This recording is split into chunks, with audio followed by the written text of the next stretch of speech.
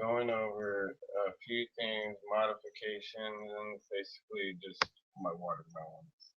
They're kind of on a mound, and what I did was I put a kind of a plastic mylar thing. Um, not mylar, is it? It's not mylar. I'm sorry. It's the other stuff. Uh, um, Bisqueen, Bisqueen, the clear clear plastic stuff. I put a wall of it up by where my watermelons are, and I'm going to try to feed my watermelons and other plants more rainwater, more natural water. If I can get more natural water than use tap water, but it should be alright if my water that I'm using is filtered. Some things, or I guess, are stripped out of your water, and you really need the minerals and everything else that's in the water.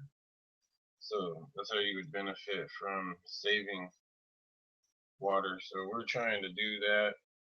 Um, and we have now the that type of portion of the project or plan for the hacienda in motion.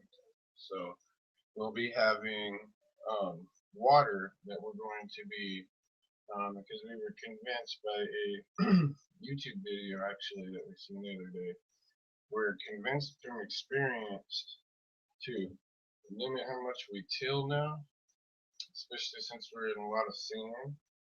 But from a video that we seen on YouTube here yesterday, we're now convinced to capture that rainwater, and we have a couple containers to be able to do that and modify the yard to be able to get a handle on that and control that. And what I want to do is I want to have a way where I can irrigate and pump that water out without touching the plants with any of the water. I'll let the rain and everything in nature rain on them or whatnot, and that. And when I sprinkle, use the sprinklers to water them in the morning. But other than that, at times I'm going to be looking at trying to figure out how to heavily irrigate them with this captured rainwater and other water sources that come naturally to me in this container down through channels and canals and whatnot that we modified.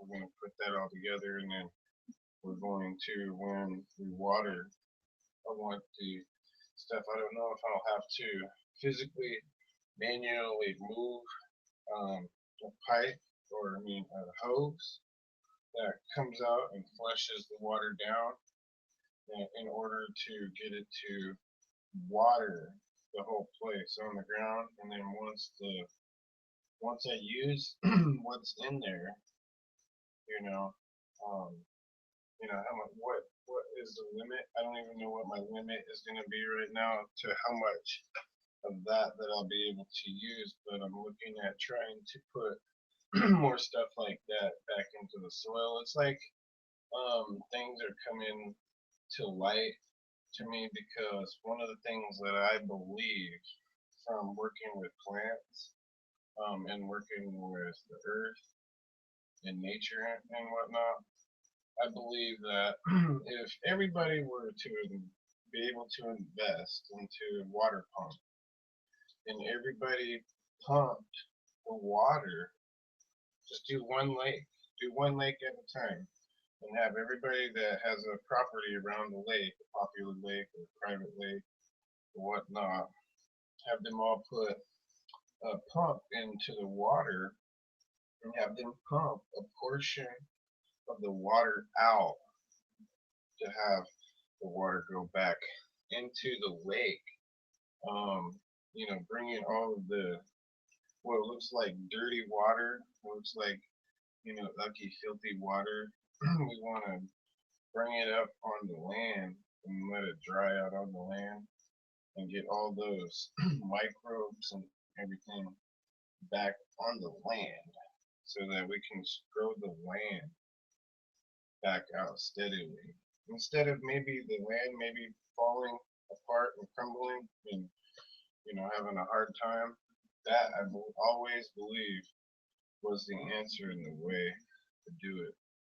Besides working with the ocean and seawater, I have really a rough idea on how to do that, but I believe in trying to clean the water up or whatever. And I think that the lakes would be pristine again if we could get to the point where we could clean all of those. So anyhow, here's a share. I'm going to give here. I try to figure this out. How to do this? Okay, share. Here is, if I cut the broadcast off, I'm sorry, but here's just a few modifications. Right here, on the other side of that, that's basically a wall that I made. Here's some of my peppers. I brought in these peppers. There's my okra over there. They're doing really awesome today, and I've been mowing the grass. This grass has been growing in really nice. In places where my chickens can go, they've been keeping it really like plush, like down, kind of like goats would eat it. They've just been eating it down to where it's like almost looks like a golf course, where you not the tee off part, but the place where you put the ball in the hole on the green. It doesn't look filled in all the way, so I don't want to lie about it. But it looks, where you look at it, the grass itself looks nice like that, and the sun's been fully beaten down on it, so you know it's really healthy grass and it's growing in really, really nicely. Even though there's animals sitting there eating on it, it's doing really good. So, but then in places where, like here on our okra, where the grass comes in and I can't mow it exactly with the lawnmower, because I made these spaces big enough so I can have a walkway and grow my grass through there. I did it last year and it's growing in a bit nicely. Next month you'll see a bunch more. But in here I've been using my scissors, like Edward Scissorhands, because the scissor hand, Henry Scissorman. But anyway, these are two and these three peppers we brought in, and here's my peppers that I grew and babied and tried to take care of them with eggplants that I have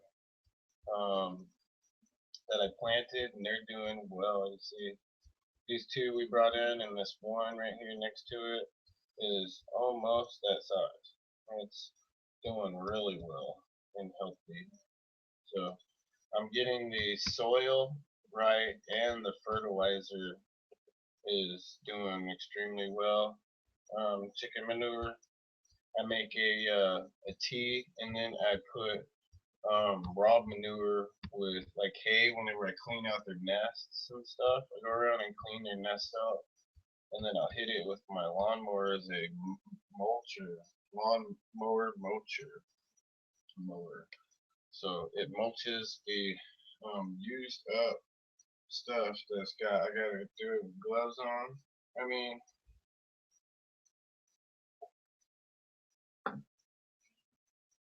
I guess you don't. I'm gonna take a small break. Hang on.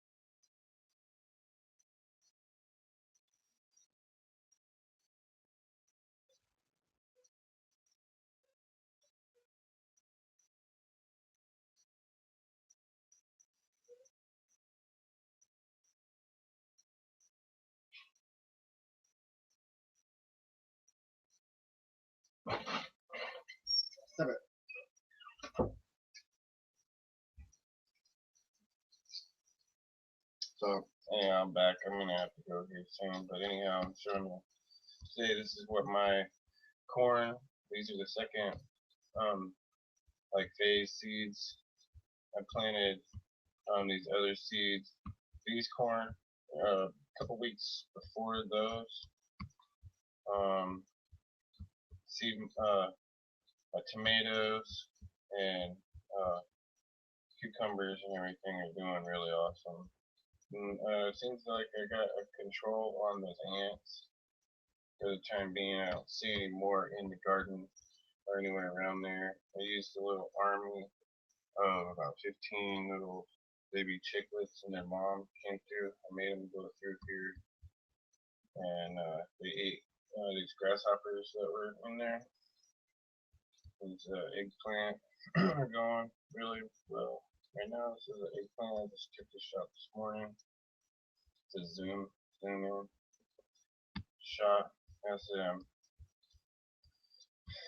corn. So you got a few holes and some damage in it. I don't know what the ants are doing with it. They're eating it off, cutting it off, putting it down in their nest maybe. I don't know, for their nest. But this is what I'm gonna do in my modification to try to get luscious watermelons this year. Try to put more water on them on the ground instead of on the top of them. And I'm gonna catch the water here more than instead of letting it run off the side. It's like a mound type of thing. So I'm trying to modify this right here for right now. So either it builds up and I don't need that there anymore or whatever. But there's some watermelon on the other side. Some sago palm and some bamboo looking very good. There's the damage or whatever. So you've seen the modification. You've seen that the 7 dust work good. Not going to go through these old pictures or whatever. And that's basically it. Just kind of an update. It's an update, garden update, and few modifications that we had there. We wanted to mention that non-organic is what the formula is of the Osmocote granules, so they are not an organic substance. But as far as them being natural or not, how they dig the stuff up to make it, obviously they didn't make the stuff. What did they? Zinc, iodine, potassium. You say what else would be in there? So you're talking about stuff that they would modify and put into like a pill, a vitamin pill, something like that. Unless you're eating these vegetables or whatever. And that's the main point of this is if you have to take vitamins or whatever, do so. But we're also doing the garden and modifying it and trying to be in tune with the garden. We're going around and chopping it with scissors where we couldn't with um, our mulching lawnmower to try to keep the grass low below our plants. So we're carefully going around them and trimming them like that. And then what we're doing with the watermelons, it's not like really a trick or anything. We're just trying to basically put our full thought and mind into producing a watermelon and not screwing up. And I think part of that is they're not getting enough water. When I say watermelon, so that kind of makes me think, I've been thinking this for a while, that maybe it takes a lot of water maybe. So it's kind of another simple hit right there about the plant. So I'm trying to keep more moisture in that area probably than the other places. I'm watching that a little bit closely or whatever, and hopefully I'll do well.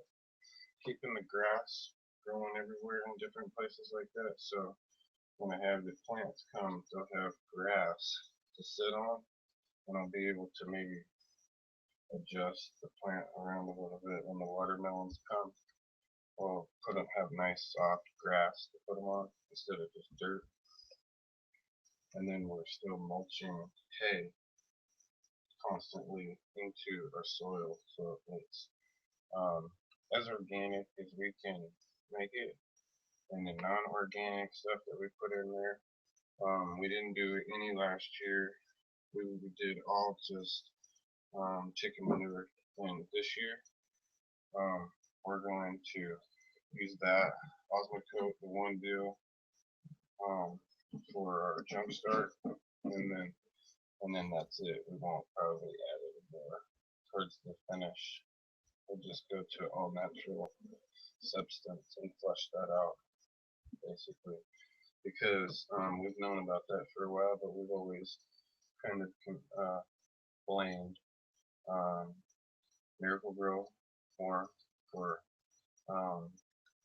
doing it where they make their products to where it will eventually leave built up salt deposits in your soil. So I've known that for a while, and that's with synthetic fertilizers. I'm not too sure about anything synthetic that you bring in. I'm not too sure, but I've known that for a long time, probably at least 12 years, probably 12 to 14 years. I've known that if you use Miracle-Gro, it'll add a salt deposit to it. So I try to use more stuff like chicken manure and that to break the soil up and to basically enrich the soil and get rid of that stuff. You know, because it's all natural stuff too. And the more that you get organic with it, and the more that you let things break down and have a process there, the more it'll help you garden. It'll take care of itself, sort of, like, you know, like worms, earthworms are in there, and other, you know, I say biology type things go on there. I mean, you're not, you know, basically growing a plant. You're not doing anything except ensuring, you know, the best life or expectancy for the crops, like that. So that's the only thing. That's my garden so far, and the modifications that I've made, and it's looking really good. So we're looking to have tomatoes here pretty quick. And my tomatoes that I almost killed, I was right about putting them right back into the ground right away instead of putting them in water buckets like I usually put plants to help the roots reestablish a little bit before I plant them again. The one had like real bare knuckle like looking roots, and it's doing fine too. So, and I didn't lose any fruit about them. So I'm pretty happy that things have been doing really good for us so far like that. Hope that I have more, you know, solid videos and stuff for you from my garden. And appreciate it.